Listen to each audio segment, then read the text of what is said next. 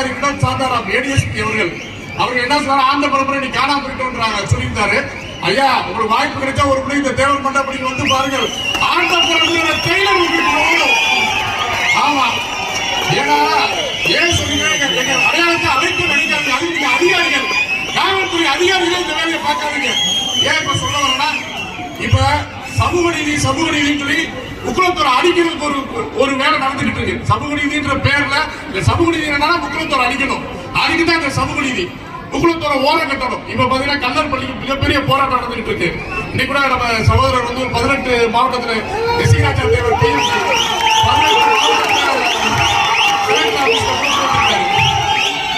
இந்த ஒற்றுமையை நான் பெருசா மதிக்கிறேன்.